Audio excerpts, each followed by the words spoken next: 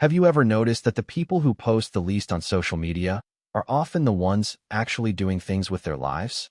It's suspicious. Like, how dare they go outside, touch grass, and live in peace while the rest of us are deep in the algorithm trenches? And somehow, the quiet ones always seem more interesting. They're like walking plot twists. You check their profile and it's just a profile picture and 3 posts from 2017. Yet you get the vibe they've survived at least 2 character-building side quests. But here's the twist. Staying quiet online isn't laziness or awkwardness. It's psychology, really smart psychology. Let me explain. Let me guess something about you. You're the kind of person who scrolls through social media like a professional observer. You see everyone posting their vacation highlight reels, gym mirror selfies, perfectly staged coffee shots, and "I'm thriving" updates, and your brain just goes, "Nice. I will now enjoy this silently," like a Victorian child staring out a rainy window. People ask, "Why don't you post more?" And you're like, "Because I don't have anything to say." Like, what do they want from you? Live commentary? A dissertation? A photo dump of your extremely average Tuesday lunch? Sometimes you want to post. Sometimes you even take a picture you think is actually kind of good. You hover over the share button, maybe even type out a caption. And then your brain is like, "Wait. Why are we doing this? What is the purpose?" And suddenly you're deleting the entire thing like it was a crime scene.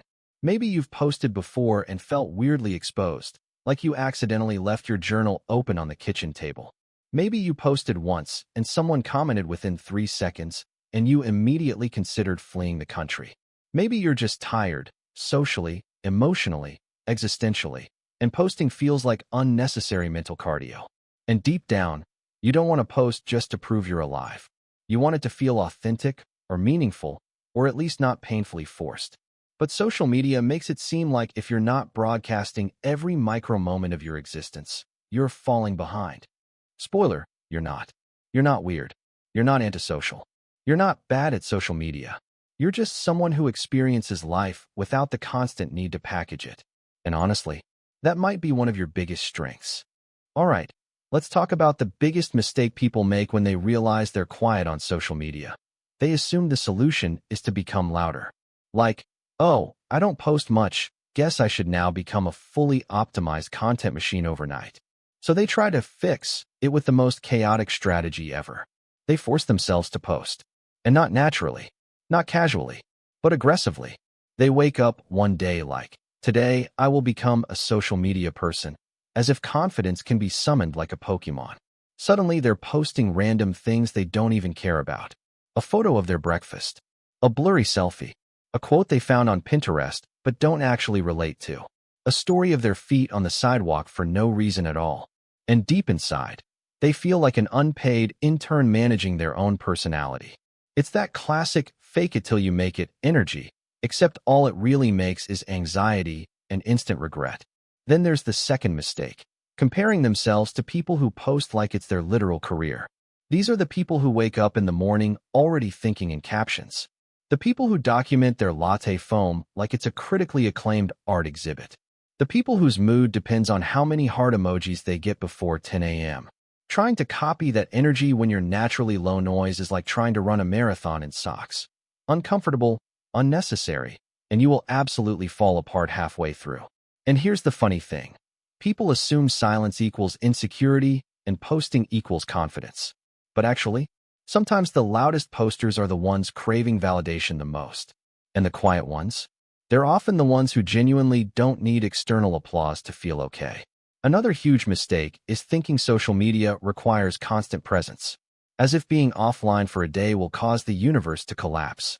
Newsflash, nobody is taking attendance. The real problem isn't that quiet people don't post. It's that they think they should. They buy into the belief that visibility equals value, when actually, forcing yourself to perform a personality you don't have is the fastest way to feel disconnected from yourself. Your quietness isn't the issue. The issue is thinking it needs to be fixed. Here's the thing. Staying quiet on social media isn't about laziness, fear, or being awkward. The real underlying goal is much deeper. It's about connection without performance. Quiet people want to engage with the world on their own terms. They want to express themselves, but not like they're auditioning for an invisible audience. They want privacy, freedom, and control over their energy. Think of it like this. Loud posters are broadcasting. Quiet people are curating. One is trying to fill the room with noise. The other is carefully deciding what matters enough to bring into the light. Deep down, quiet people are seeking authenticity, confidence, and freedom from judgment. They want their self-worth to come from their experiences, not likes, comments, or shares. In short, being quiet isn't avoidance, it's intentional living. And that's actually a strength. Here's the truth. Being quiet on social media isn't about being shy, lazy, or anti-fun. It's about wanting control over your own life and attention. Quiet people aren't avoiding connection, they're avoiding performance. The real goal is to experience life fully without feeling like every moment needs a caption, filter, or viral potential. It's about authenticity over applause. You want your confidence to come from inside, not from how many likes or comments your post gets. It's also about preserving energy. Posting constantly, commenting endlessly, curating an online persona takes mental bandwidth. Quiet people instinctively protect that bandwidth for real experiences, friendships, hobbies, learning, reflection. In short, staying quiet isn't insecurity, it's intentional living. It's a subtle, powerful form of independence. You're saying, I define my value, and it doesn't depend on the internet. And that mindset, that's where real personal growth begins.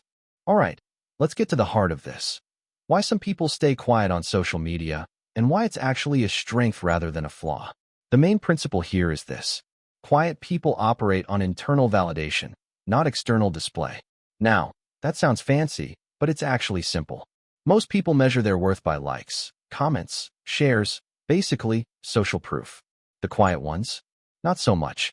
Their sense of value comes from within, from their own standards, their own experiences, their own judgment. They don't need applause to know they exist. Think of it like this. Imagine two friends at a party. One friend is constantly performing, telling stories, laughing at their own jokes, checking to see if everyone is watching. That's your loud poster. The other friend is quietly observing, maybe making one or two witty comments, fully engaged in the experience, but not needing anyone else to validate it. That's the quiet curator. Both are enjoying the party, but in completely different ways. The first is performing, the second is experiencing. Why internal validation makes quiet people so powerful? Internal validation is the engine behind low-noise social media behavior. When you don't rely on external approval, you get several huge advantages. You're selective about what you share. You don't post random stuff just to fill a feed. You only share what feels meaningful, funny, or genuinely interesting. This creates a natural filter. Your content becomes higher quality, simply because you're posting with intention that you're present in real life. Instead of thinking, can I get this sunset to look aesthetic for Instagram? Your brain is free to enjoy the sunset itself. That's mindfulness. That's presence. And honestly, it's a rare skill in a world addicted to screens that you're less vulnerable to stress and comparison. Social media can be exhausting. Everyone else is posting highlight reels, and you're scrolling, comparing, overthinking, or worse, trying to compete. Quiet people don't feel that pressure. They're not measuring themselves by others' curated content because their sense of worth doesn't come from it. You cultivate real connections. Posting less doesn't mean being antisocial. In fact, it often means the opposite. Quiet people invest in meaningful interactions rather than broadcast-level relationships. They comment thoughtfully, message personally, and pay attention, qualities that go a long way in offline life. Psychological traits behind the quiet pattern. Most quiet social media users share a few key psychological traits. 1. Self-awareness. Quiet people think before they act. A lot. They might overthink to the point of paralysis. Yes, but that overthinking comes from a place of careful consideration, not fear.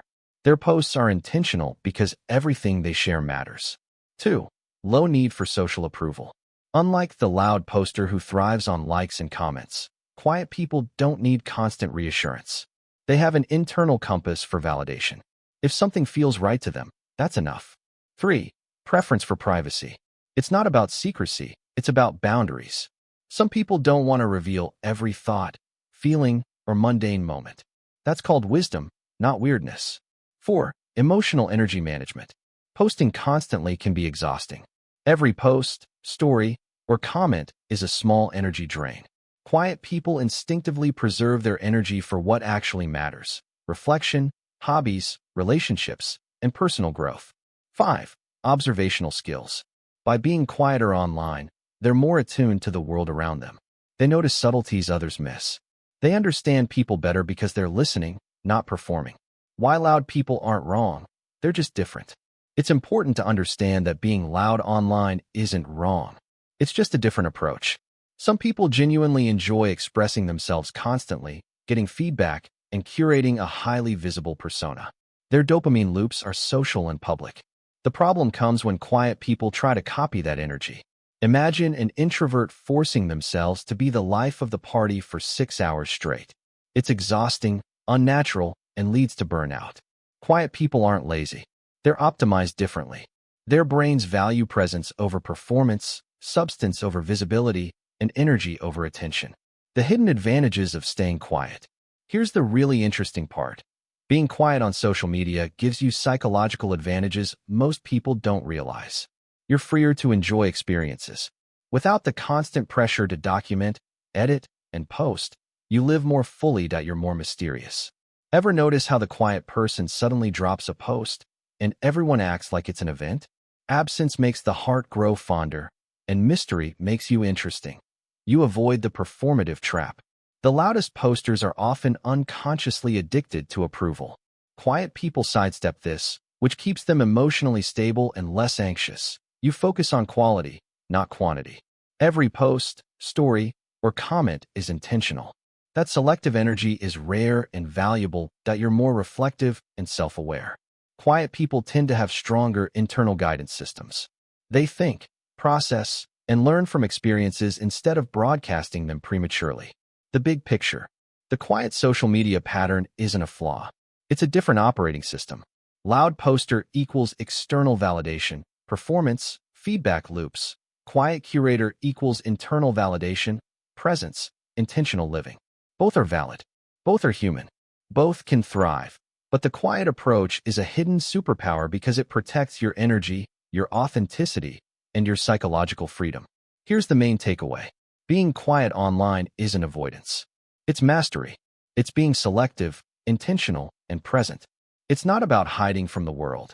It's about curating your own experience, protecting your energy, and living life without unnecessary performance. And honestly, once you realize that, you stop feeling guilty for not posting your breakfast, your dog, or your 3-step morning routine. You understand, silence isn't emptiness, it's strength. Step 1. Post with intention, not frequency. Forget the post daily or die mindset. Share only when it genuinely matters or brings you joy. Your content becomes naturally higher quality, and posting feels energizing instead of draining. Step 2. Use social media as a tool, not a stage. Think of scrolling and posting as using a Swiss Army knife, not auditioning for a reality show. Learn, explore, and occasionally share, without the pressure to perform. Step 3. Protect your energy with boundaries. Mute, unfollow, or limit exposure to accounts that make you anxious, competitive, or insecure. Social media should serve you, not drain you. Step 4. Share with small, meaningful circles first. If posting publicly feels intimidating, start with close friends or private groups. You get connection without the stress of an audience. Step 5. Let quiet be your identity. Being selective is powerful. When you post less, your voice matters more. People notice your intentionality, and your words carry weight, because you're not diluting them with noise. Step 6. Reflect before posting. Ask yourself, does this post feel meaningful, or am I posting out of obligation? If it's meaningful, share it. If not, archive it or keep it private. Follow these steps, and suddenly staying quiet online feels less like hiding and more like mastering your own narrative. Here's a fun mental hack to lock this idea in your brain. I call it the museum exhibit mindset. Imagine your life is a museum. Every experience, every thought, every photo is either part of the main exhibit or it goes into the archives. Not everything deserves a spotlight. Not every moment needs to be broadcast. Most of your life stays private, meaningful, and carefully curated, just like a well-run museum. Social media? That's the gift shop. Fun, optional, and not the real show. You decide what goes on display. Maybe it's something funny, inspiring, or truly special. Everything else. Archives. Private.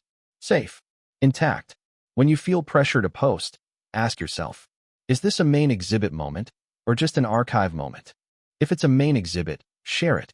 If it's an archive moment, enjoy it quietly. That simple question gives you instant permission to stay selective and intentional without guilt. Bonus tip: visualize yourself as the museum curator walking through the halls. Every time you scroll, think, do I add this to the exhibit or leave it in the archives? It's a small, fun mental trick, but it reinforces that silence online isn't emptiness. It's intentional, curated strength. So, if you're someone who stays quiet on social media, let me reassure you, you're not strange, lazy, or behind. You're simply operating on a different wavelength, a stronger, quieter one. You value depth over display, connection over performance, and presence over the need for constant approval. You're not hiding, you're curating. You're protecting your energy, your authenticity, and your mental space. And honestly, that's a superpower most people don't even realize they're missing. Remember the museum exhibit mindset. Not every moment needs to be on display.